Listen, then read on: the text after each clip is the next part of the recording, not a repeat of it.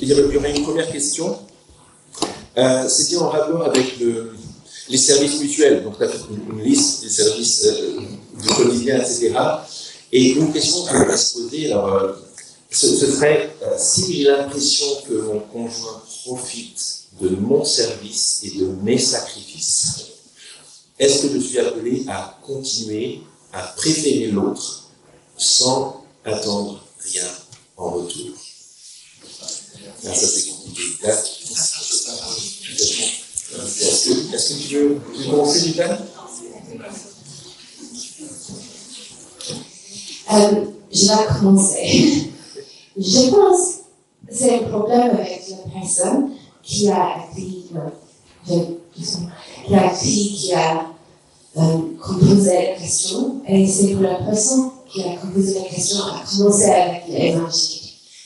En fait, j'étais comme ça des fois, pas dans notre mariage, mais avant, j'étais dans une chose qu'on n'a jamais eue, et j'ai pensé, j'ai fait toutes les choses, et les autres disent, c'est bien.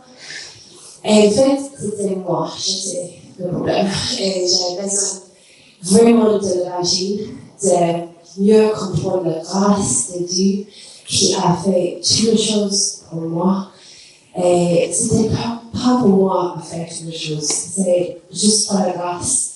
J'étais sauvée. Et ça m'a aidé beaucoup à avoir vraiment plus de joie dans mon service et à continuer à servir. Mais on a déjà discuté cette question, donc peut-être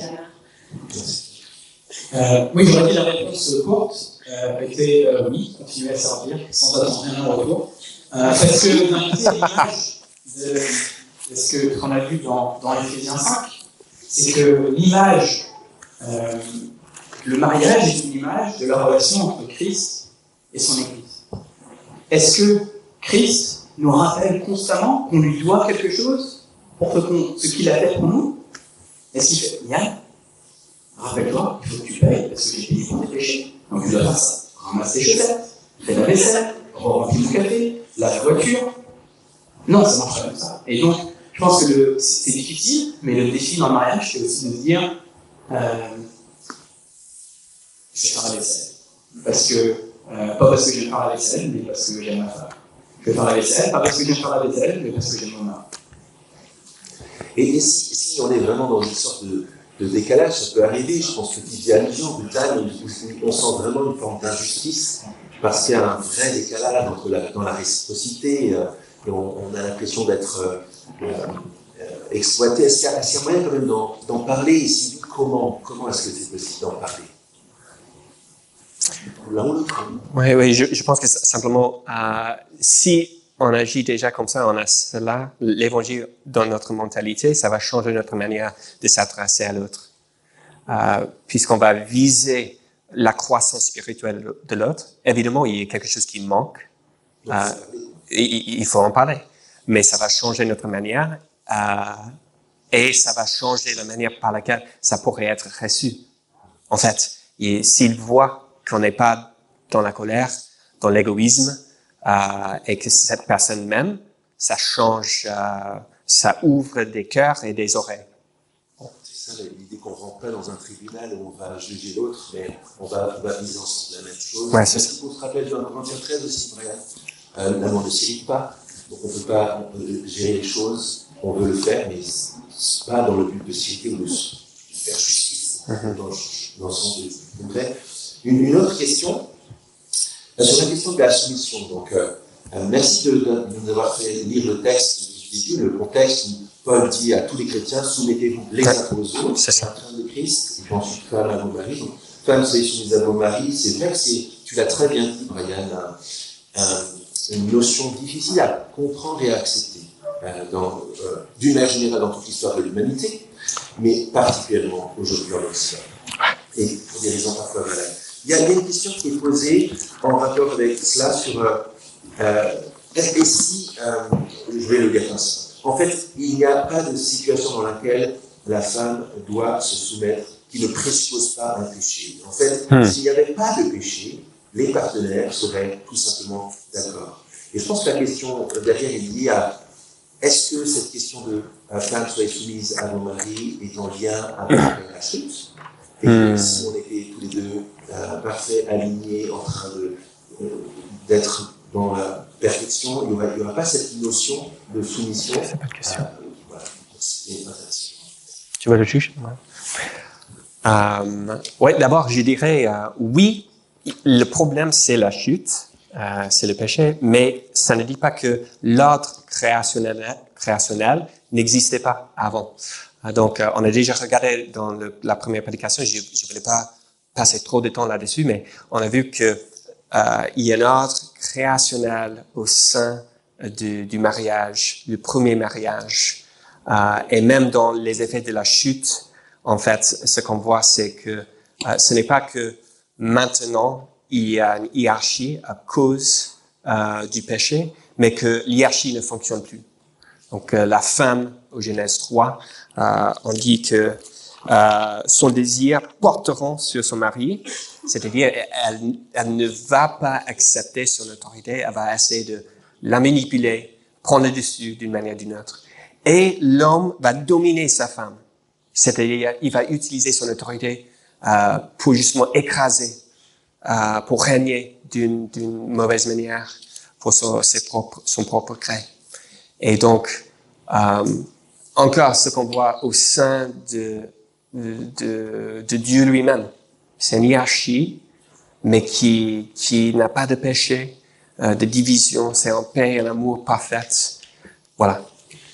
Merci pour le rappel aussi dans le rapport à Jésus qui se soumet au Père. Ouais. Et du coup, Rutan, je pense, vers toi qu'on se tourne aussi. Cette question de la soumission femme, soyez soumise à vos maris. Dans la logique, la question qui est derrière, c'est est-ce que c'est uniquement lié au péché ou est-ce que c'est la bonne volonté de Dieu aussi?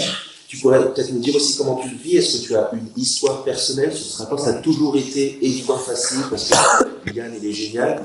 Ou est-ce que tu as vécu, comme Laurence nous le disait le premier dimanche, des moments pas faciles sur cette question de la soumission?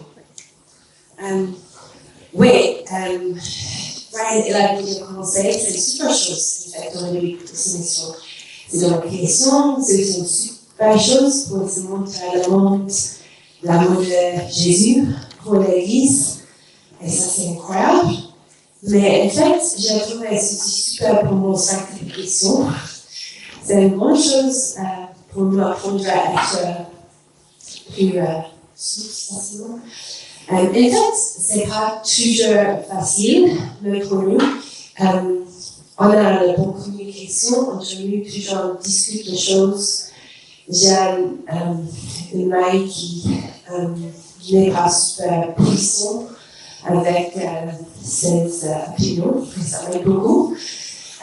Mais c'est difficile, peut-être par exemple, le choix de déménager en France. Et j'ai trouvé une pierre à toi.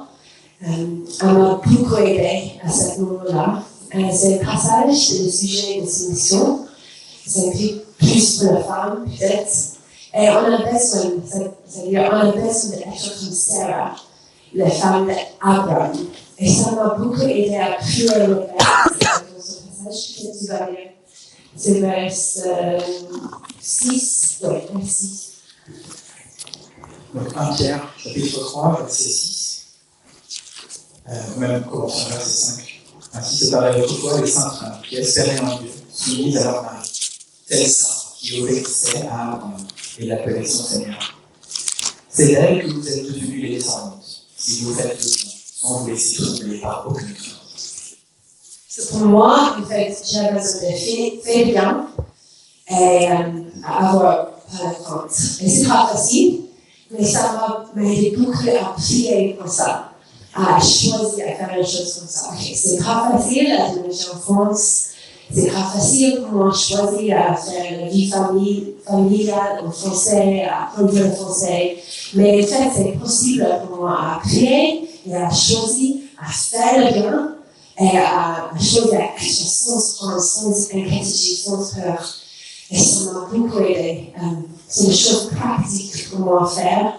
Quand en fait, je pense que c'est difficile à assumer, car j'ai beaucoup de crainte pour le futur.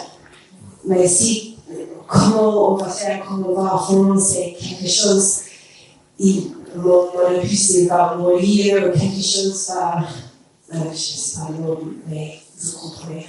En fait, j'ai eu beaucoup de peur.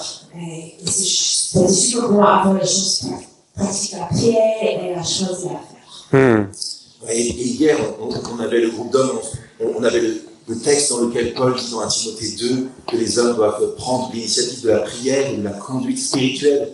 Et c'est vrai que ça peut aider aussi les maris lorsqu'il y a ce travail qui est fait de la part de l'épouse. Je prends juste une anecdote que j'ai entendue cette semaine que j'ai trouvé tellement utile. Tim et Cathy Keller, qui était un pasteur à New York, il s'agissait de partir à New York centre, alors qu'ils étaient dans la lointaine banlieue tranquille. Et Tim a dit à Cathy, tu sais, si tu ne veux pas, nous n'irons pas. Et Cathy lui a dit, ah, tu ne vas pas faire ça avec moi. Si tu fais ça avec moi, c'est-à-dire que tu vas faire reposer sur mes épaules le choix que tu devrais prendre en faisant croire que tu as pris soin de moi. Et en fait, tu as fait un transfert de culpabilité. Et c'était fort, et il l'a dit très ouvertement, mais c'était tellement utile, parce qu'on voit bien que dans cette réciprocité du travail de chacun, ça aide aussi les hommes à prendre leurs responsabilités de la RCN. Il y avait une autre question, c'était en rapport avec le célibat. Alors la semaine dernière, on s'est réjoui, je pense aussi, de Proverbe 31 sur les clés pour identifier le caractère du conjoint idéal. Encore merci Brian pour cette explication. Et la question c'est, en même temps qu'il s'agisse de la soumission ou de l'amour sacrificiel, on ne le doit que dans le mariage. Comment observer dans le célibat quelque chose qui n'est réellement exigé que dans le mariage? Donc dans le rapport aux qualités qui sont demandées. Est-ce que si je dois me marier, est-ce que ça me concerne aussi? Est-ce que peut-être bien, tu veux dire un mot? Je me sortais la question, et comment est-ce que je peux voir sans être marié à quelqu'un, si c'est quelqu'un à qui, pour une femme, est-ce que c'est un homme à qui je voudrais me soumettre, pour un homme, est-ce que c'est une femme que je voudrais mener, ou si c'est juste comment ça marche en dynamique. Je vais partir sur l'hypothèse que c'est le premier cas. Et je pense que c'est quelque chose que j'ai eu le temps. Je me suis marié, j'étais assez âgé quand ça s'est marié. J'avais 37 ans, donc j'ai eu le temps d'y réfléchir avant. Mais je pense c'est un défi, je pense, pour tous les hommes, célibataires et mariés, c'est d'avoir cette attitude de se dire qu'on est appelé à émuler Christ un petit peu en soi, à suivre l'exemple de vie qu'il nous donne. C'est ce qu'on voit dans Marc en ce moment. Jésus nous appelle à prendre notre croix, à le suivre, à renoncer à lui-même et à vivre pour lui, être prêt à perdre notre vie pour Christ et l'évangile, pour être sûr de pouvoir la gagner plus tard. Il nous dit qu'il est venu non pas pour être servi, mais pour servir, et donc nous, de là, on est là pour servir, pas pour être servi. Et donc, c'est quelque chose, je pense, même dans notre vie en tant qu'homme célibataire, on peut avoir ces traits, ces attitudes qui montrent que si une jeune femme nous regarde, se dit, lui, il pourrait faire un bon mari. Il n'est pas à pousser les gens, il est à les aider, à les accompagner. Il n'est pas fier, il est humble, il n'est pas... il est sûr de lui, mais pas d'une façon fière, il est plein de sagesse. Et donc je pense que c'est quelque chose qu'on est appelé à être en tant qu'homme, que l'on soit marié ou pas. C'est pas le fait de mettre une alliance, ne nous rendons pas souvent de sagesse pour mener notre famille. C'est quelque chose qui prend du temps, donc il faut commencer dès que possible, et c'est quelque chose qui nous sert tout au long de notre vie. Merci beaucoup. On a encore 2 questions parce que je pense que le temps avance, mais peut-être... Ouais. Juste un petit mot. Ça devrait façonner notre manière de se mettre en couple et de faire un dating. En fait, il faut que de sortir ensemble. En fait, pardon. Il faut être dans une situation où on peut apprendre de cette personne, voir le caractère. Il faut voir comment ils interagissent avec les autres. Donc, on ne peut pas juste sortir voir un film ou aller au resto quelquefois et comme ça, on va connaître le caractère. Il faut les voir dans une communauté. Tu peux garder le micro, je vais continuer avec toi. Brian, il y a une question tout à fait tellement utile. Paul dit que les femmes doivent être soumises à leur mari, tu l'as bien rappelé dans le cadre du couple. Les femmes non mariées doivent-elles se soumettre à quelqu'un à part Dieu ou sont-elles libres et indépendantes? Bonne question. Je dirais d'abord, personne n'est libre. Je sais qu'en France, on dit qu'on naît libre. Ça n'a pas de sens du tout. Les bébés sont les créatures les plus dépendantes dans le monde entier, les bébés humains. En fait, on a tous des autorités au-dessus de nous, soit Dieu, soit nos parents, soit la communauté de l'Église, et on vivre dans un cadre où, voilà, personne n'est pas juste libre. Eh ben, non, mais super, ça pose le décor, et puis en fait, je pense qu'il y aurait quand même encore deux questions qui seraient utiles. Sur la première, ce serait sur moi, on ne changera pas. Je suis comme ça, chérie. On ne changera pas. Alors la question serait comment gérer les différences de personnalité dans un couple? Comment faire la part entre ce qui relève du péché, qui devrait être traité, que vous confrontez, et ce qui est simplement différent, mais embêtant. De l'ordre de la différence de caractère, voilà, on est différent, et de l'ordre vraiment des trucs à changer. Je pense, j'aurais envie de dire, essayez de vous connaître un petit peu quand même avant de vous marier, pour pas vous dire, voilà, alors moi, ce que j'aime vraiment, c'est regarder le foot tous les soirs, et là, tu fais, ah bon, tu détestes le foot, mais comment on va faire? Mais plus sérieusement, je pense qu'il faut commencer d'un côté soi-même, demander au Seigneur, par son esprit, d'éclairer en nous, de nous montrer où est-ce que nous, on doit changer.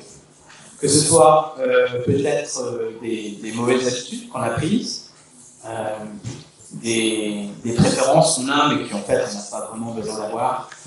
Toutes ces choses-là, un travail en soi, et que l'autre aussi peut, et puis inviter l'autre à prier pour nous, pour qu'on soit prêt à l'œuvre du Saint-Esprit dans nos vies. On est, d'un côté, que l'on soit marié ou pas, le Seigneur lui, son esprit est à l'œuvre en nous.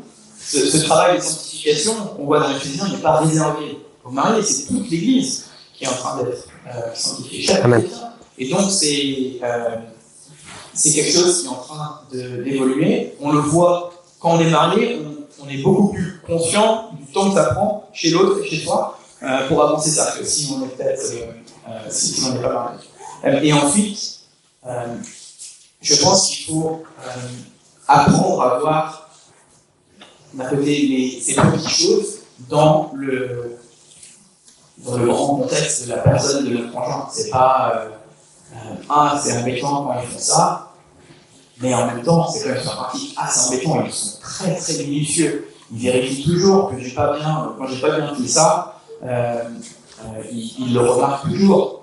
Mais en même temps, jamais des parties en vacances avec l'eau qui coulait encore dans la salle de bain, les lumières allumées, tout ça, parce que l'autre est méticuleux et a vérifié tout ça. Et j'aime bien le vie chrétienne, quand on fait faire un esprit son, et si on demande de sagesse, Dieu va nous donner de sagesse. Amen.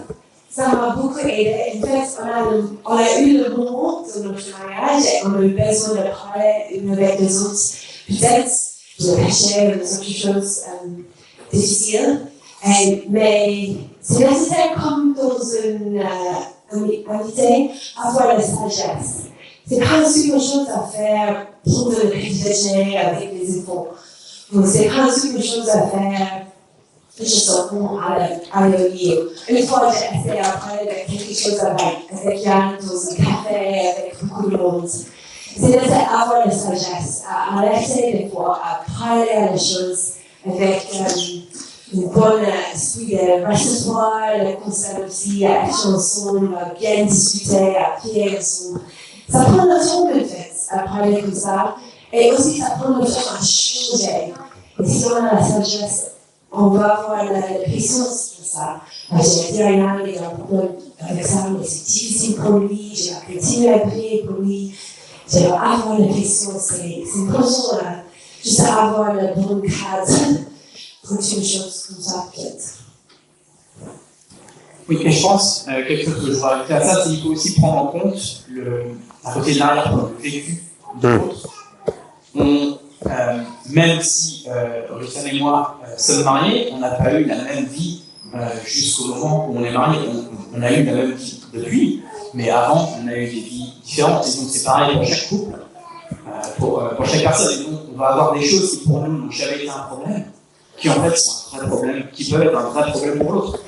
Peut-être que vous venez d'une famille où c'est très normal d'avoir un verre de vin quand on se retrouve en famille, le soir, le week-end, et votre conjoint vient d'une famille où son père était alcoolique, où la vue de l'alcool rappelle les souffrances de l'enfance. Et donc, il va falloir pouvoir aborder des sujets comme ça, des petites habitudes qui ne sont pas du tout un problème pour l'un, mais qui en fait sont une vraie souffrance pour l'autre, et voir comment est-ce que vous allez pouvoir construire votre couple et votre relation pour aider à reconstruire, à réparer les blessures de l'un et pour renforcer votre union à travers ce processus. Merci beaucoup. Merci beaucoup. Et il ne s'agit pas de voir l'autre changer pour qu'il devienne selon ce qu'on veut, mais changer pour qu'il devienne toujours plus comme Christ. Et ça change beaucoup les objectifs. Et donc le dernier point, on n'a pas besoin de trop s'étendre dessus, mais c'était quelque chose qui semblait vraiment important sur la question du devoir du bon chrétien qui grandit en Christ, soit un employé extraordinaire, soit un mari extraordinaire, soit un père extraordinaire, soit un frère en Christ extraordinaire, sert dans l'église, sert dans la maison, sert au travail, sert... Comment gérer ça sur parce que finalement, est-ce que cette accumulation-là ne peut pas nous faire passer à côté du but de ce que Dieu veut pour nous? Et comment est-ce que vous gérez ça? Comment vous aidez à trouver le bon curseur entre les différentes sphères de notre vie pour bien le vivre? Parce qu'on voit très bien qu'on veut bien faire tous, mais on peut pas, c'est pas comme si on mettait des curseurs à 100% à fond, sinon on explose en plein vol. Comment gérer ça? Et on a besoin de dormir quand même. Non, c'est une question. On a discuté avec lui. On va commencer. Moi, j'aurais un mot, priorité. Oui. Le mot certainement le plus mal utilisé au monde. En tout cas, dans mon travail, tout est une priorité, il provient d'une priorité. Mais avoir une priorité va nous aider à savoir qu'est-ce qui est important et qu'est-ce qui est moins important. Et donc, je pense qu'en tant que chrétien, notre relation personnelle avec le Seigneur Jésus est la plus importante. Ensuite, en tant que mari, la relation de mon épouse avec le Seigneur Jésus est ma deuxième plus importante mission. En troisième, ça va être notre responsabilité d'élever nos enfants dans la connaissance de l'Éternel, de servir mes frères et sœurs dans l'église locale. Et ensuite, il va y avoir d'autres choses, d'être un bon employé au travail, toutes ces choses-là. Et donc, ces priorités vont m'aider à savoir où est-ce que je dois faire un choix. Est-ce que je dois... mon chef me dit il faut que je fasse plus tard pour faire ceci. Il faut que je puisse répondre en me disant est-ce que la bonne chose est d'appeler le famille? Désolé, il faut que je fasse plus tard parce que après le travail, je serai de retour à 21h. Ou est-ce que c'est de dire à mon chef non, pas ce soir. Ce soir, le lundi soir, le famille doit retrouver du public. Moi, je reste à la maison pour les enfants. Là, il faut que je reste. Je me rappelle à 21h, je me connecte. C'est pas grave, je reste jusqu'à 2h du matin si tu veux, mais il faut que je parte à 18h, et il faut que je mette les enfants en lit, je ne serai pas le soir avant 21h. Et ça va être Des choses comme ça, où d'un côté, qu'on soit chrétien ou pas, c'est un peu les mêmes choses qu'on va mettre en place dans nos vies, pour pouvoir justement protéger les choses importantes et être au clair sur qu'est-ce qui est important, où est-ce que je dois donner plus d'importance et où est-ce que je dois enlever l'importance. Et ça va changer aussi ça dépend de l'escalation, de la vie, de socioculture dans la vie, mais c'est vraiment important. On a tous le priorité, mais à choisir nous-mêmes le priorité, avoir le priorité de la vie, de la vie. Pour ma part, j'en gagne et plus, si c'est bon, chapitre 10, et l'homme qui a repris Jésus, il dit on a besoin de continuer à avoir la réponse, on a besoin de continuer à penser à les autres chrétiens et comment ils vont grandir en amour. Et on a besoin d'être ensemble avec notre frère et soeur. Et ça m'a beaucoup aidé. Par exemple, dans la saison avec le nouveau-né, j'avais besoin de lire ma Bible et prier pour avoir une réponse. Toujours, j'avais besoin de penser à les autres chrétiens, peut-être les enfants, peut-être Yann, et comment ils vont grandir en amour. Et toujours, j'avais besoin d'essayer d'être à l'église. C'est pas facile la première semaine, mais j'ai besoin d'être avec le frère et les sœurs chrétiens. C'est pour avoir la place. Merci beaucoup. C'est toujours tellement passionnant et en même temps frustrant en tant que parole de questions. L'idée, c'est qu'on continue cela dans des informels, pas juste tout à l'heure, mais dans les temps. Merci beaucoup d'avoir donné ce temps.